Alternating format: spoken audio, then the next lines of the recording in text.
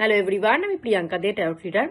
এখন যে টপিকটা নিয়ে কথা বলবো সেটা হচ্ছে আমাদের ঠাকুর। প্রথম কথা, সবাই হয়তো জানে অনুকূল ঠাকুর বংশ রেখে গেছেন, তার পুরো ফ্যামিলি কিন্তু আছেন দেওঘর ঠাকুর মন্দিরে। তো উনি সংসার করেছেন। উনি সংসারটা এই কারণে করেছেন যে মানুষকে শিখিয়ে যাবে সংসার কি করে করতে হয়, হাজব্যান্ড ওয়াইফের রিলেশন কিরকম হওয়া উচিত সেটা উনি নিজে চোখে দেখিয়ে দিয়ে গেছেন, যে এইভাবে হাজব্যান্ড ওয়াইফের রিলেশন মেনটেন করতে হয়, এইভাবে সংসার করতে হয়, এইভাবে বাচ্চা মানুষ করতে হয়। এটা উনি দেখিয়ে দিয়ে গেছেন। এটা শিক্ষা আমাদের কাছে, লেসন, যে উনি যেভাবে করেছেন সেইভাবে যদি করো তাহলে গিয়ে ফুলফিল হবে। তো ঠাকুরের বড় মার সাথে তার ওয়াইফের সাথে রিলেশনশিপ কিরকম ছিল সেটা নিয়ে আমি দুটো কথা বলতে চাই। প্রথম কথা হচ্ছে, ঠাকুর বড় মার সবকিছু খেয়াল রাখতেন, বড় মা ঠাকুরের সবকিছু খেয়াল রাখতেন, প্রতিটা বিষয় খেয়াল রাখতেন। কিরকম? ঠাকুর একবার খেতে বসেছেন, বড় মা তাকে নিজ হাতে প্রতিদিন রেঁধে কিন্তু খাওয়াতেন। তো ঠাকুর একসময় খেতে বসেছেন, তো ঠাকুর বলছে আজকে একটু দই হলে ভালো হতো না? বড় মার সাথে সাথে বলছে আজকে আপনি 3বার হাঁচি দিয়েছেন, দই খাওয়া তো আজকে চলবে না বটে। মানে হাজবেন্ড 3বার সারাদিনে হাঁচি দিয়েছে, সেটা পর্যন্ত তার ওয়াইফ জানে যে 3বার হাঁচি দিয়েছে, আজকে দই দেওয়া যাবে না কে। এটা পর্যন্ত বড় মা লক্ষ্য করে রাখে। তো সেরকমই আমাদের ঠাকুরের 4জন সন্তান। তো একদম ছোট যে সন্তান, আমরা যাকে কাজলদা বলে চিনি, তো সে একবার ঠাকুরের কাছে, তার বাবার কাছে জেদ ধরলেন যে আমি সাঁতার শিখবো। তখন বড়দা, ঠাকুরের যে বড় সন্তান, সে বলছে আমি তোকে শেখাবো, চল। তো ঠাকুর বাড়ির পিছনে একটা জলাশয় করা হলো, সেখানে সাঁতার শিখাবে। তো 2 ভাই মিলে সাঁতার করছে, সাঁতার শিখাচ্ছে একজন একজনকে, বড় ভাই ছোট ভাইকে সাঁতার শিখাচ্ছে। তো ঠাকুর আর বড় মা সেখানে বসে দুজনে সাঁতার শেখা দেখছেন।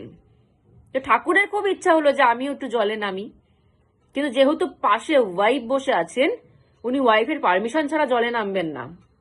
সে ঠাকুর, সে আমরা তা বলি, আমরা মানি না, আমরা জানি সে শ্রী বিষ্ণুর অবতার, সে শ্রী নারায়ণের অবতার, লাস্ট অবতার বলেই আমরা তাকে মানি। তো সে তার ওয়াইফের কথা ছাড়া সে জলে পর্যন্ত নামবে না।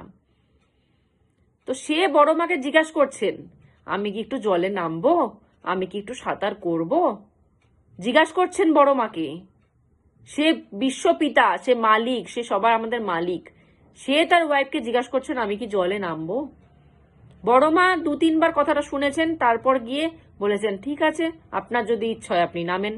প্রথমবারে সে রাজি হয়নি, দেখছেন 2-3বার বলছেন ঠাকুর জলে নামলে অসুস্থ হতে পারে, তারপরেই যায় তিনি মানলেন যে হ্যাঁ আপনার ইচ্ছা হলে আপনি নামুন।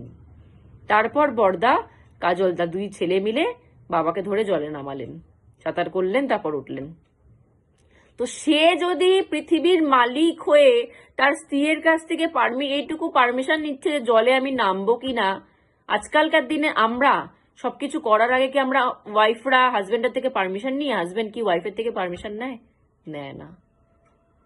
সে ঠাকুর হয়ে পারমিশন নিচ্ছে রাধার থেকে, মা রাধার থেকে পারমিশন নিচ্ছে। তো ঠাকুর এগুলা শিখিয়ে গেছেন যে কিভাবে মেনটেন করতে হয় রিলেশনশিপ। আমরা এখনকার দিনে সেই রিলেশনশিপ মেনটেন করতে পারি না হাজব্যান্ড ওয়াইফের, তার জন্য আজকালকার দিনে আমাদের এত ডিভোর্স হয়। আমরা নিজেদেরকেও উচ্চ ভাবি, অপরজনকে নিচু ভাবি, এই জন্য প্রবলেম হয়। কারণ দেখুন, প্রথম কথা হচ্ছে সংসার কোনো সময় একতরফা হয় না, সংসার দুতরফা হয়। আমি যদি ভালো হই, অপোজিটের মানুষটাকেও ভালো হতে হবে, তাহলেই না সেটা মেনটেনের জায়গা আসবে। আমি ভালো, অপোজিটের মানুষটা ভালো না, তাহলে সেই জায়গাটা কিন্তু আসবে না, সেই রিলেশনশিপে এই সবকিছু পারমিশন নেওয়ার জায়গাটা কিন্তু আসবে না। দুজনকে সমান হতে হবে, যে একজন একজনকে ছাড়া কিছু বুঝবে না, তখনই গিয়ে জিনিসটা কাজ দেবে। যদি একজন পজিটিভ হয়, একজন নেগেটিভ হয়, তখন কিন্তু এই রিলেশনশিপ মেনটেন করা যাবে না। তখন কিন্তু হয় তাকে শোধরানোর চেষ্টা করা, না হলে চুপ করে সহ্য করা, না হলে তাকে লাইফ থেকে সাইড করে দেওয়া ছাড়া আর উপায় থাকবে না। তো ঠাকুর বলেছেন দুজনই সমান হও, দুজনই দুজনের কাছ থেকে পারমিশন ছাড়া কোনো কাজ করো না, তারপরে গিয়ে সংসারটা কিন্তু সুখী হবে। একজন ভালো হলে সংসার কিন্তু সুখী হয় না, দুজনকেই ভালো হতে হয়। একজন যদি লক্ষ্মী হয়, পাশের জন যদি অসুর হয়, সে সংসার টিকবে না। একজন যদি নারায়ণ হয়, পাশের জন যদি অলক্ষ্মী হয়, সে সংসারও টিকবে না।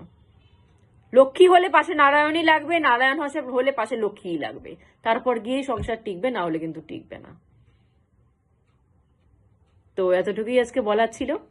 আজকের মতো জয় গুরু।